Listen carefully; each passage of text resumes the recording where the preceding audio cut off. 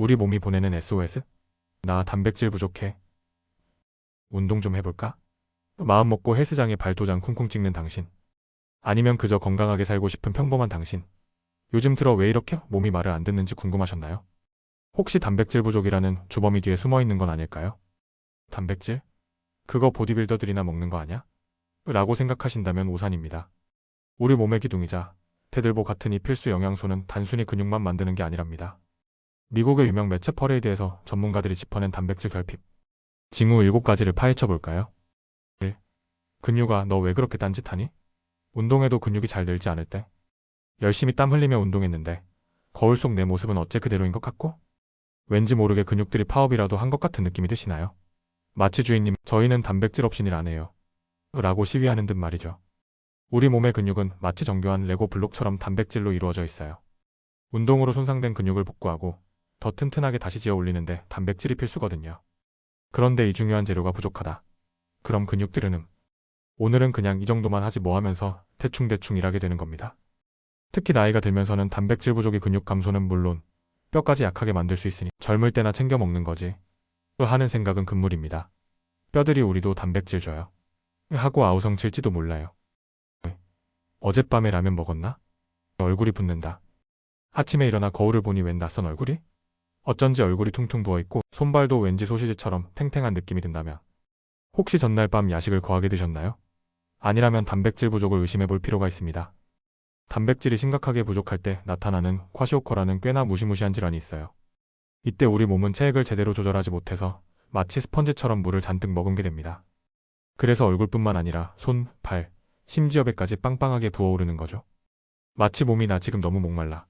근데 수분 조절을 못하겠어. 하고 비명을 지르는 것과 같아요.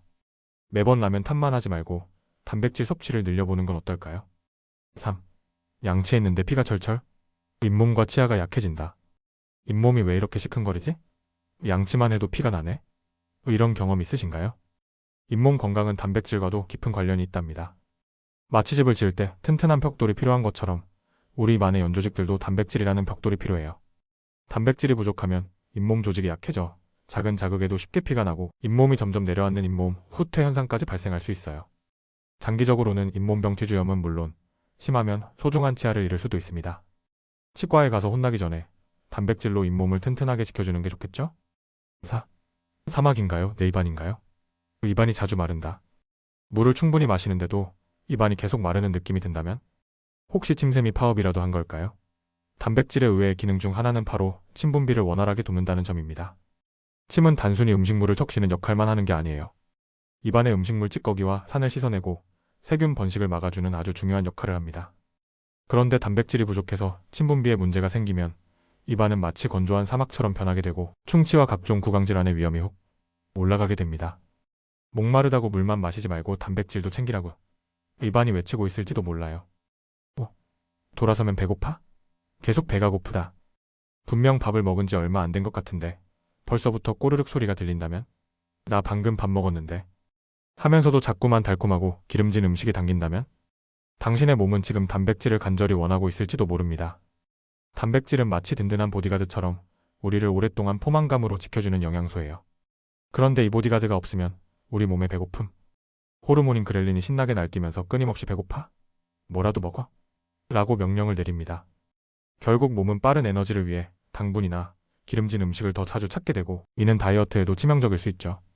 든든한 단백질과 함께라면 불필요한 간식과의 전쟁에서 승리할 수 있을 거예요. 6. 내 손톱은 유리인가요? 손톱이 쉽게 부러진다. 손톱이 자주 깨지고 갈라지고 심지어 가로줄까지 생긴다면? 마치 건조한 낙엽처럼 파스라지는 손톱을 보며 손톱 영양제라도 발라야 하나? 고민하셨나요? 그 전에 당신의 식단을 한번 점검해보세요. 우리 손톱은 케라틴이라는 단백질로 이루어져 있어요. 쉽게 말해 단백질로 만들어진 작은 갑옷 같은 거죠. 그런데 이 갑옷의 재료가 부족하다. 그럼 당연히 약해지고 쉽게 부러질 수밖에 없겠죠. 마치 불량 재료로 만든 집처럼 말입니다. 손톱아 미안해. 내가 단백질을 안 줬구나. 반성하며 단백질 섭취를 늘려보세요. 튼튼하고 윤기나는 손톱으로 거듭날 수 있을 거예요. 7. 뇌야, 너 지금 어디 가니? 집중력이 떨어지고 멍하다. 분명 방금 뭘 하려고 했는데. 뭐였더라? 이따 해야지. 하면서 할 일을 자꾸만 미루게 되고 일에 대한 의욕은 바닥을 치며 왠지 모르게 짜증이 늘고 무기력해진다면 당신의 뇌가 단백질을 간절히 기다리고 있을지도 모릅니다. 단백질은 우리 뇌 신경 전달 물질인 도파민 등의 중요한 재료가 됩니다. 도파민은 기분, 동기부여, 집중력 등에 깊이 관여하는 물질이죠. 그런데 이 도파민의 재료가 부족하면 마치 자동차에 기름이 없는 것처럼 뇌가 제대로 작동하지 못하게 됩니다. 집중력은 뚝 떨어지고 짜증은 늘고 심지어 일할 의욕마저 사라지게 되는 거죠. 내 뇌야 힘내. 단백질 넣어줄게. 라며 든든하게 채워주는 건 어떨까요? 단백질 어떻게 하면 똑똑하게 채울 수 있을까요? 균형 잡힌 식단 몇 끼니마다 살코기, 달걀, 콩류, 견과류, 유제품 등을 골고루 챙겨 드세요. 똑똑한 간식 출출할 때 무작정 과자 봉지를 뜯기보다는 한줌 견과류, 그릭 요거트, 치즈 스틱 등으로 단백질을 보충해보세요. 공복감을 줄이는 데도 효과적입니다. 나에게 맞는 양 단순히 단백질 많이 보다는 자신의 체중, 활동량, 연령에 맞춰 필요한 섭취량을 조절하는 것이 중요해요. 필요하다면 전문가의 도움을 받는 것도 좋습니다.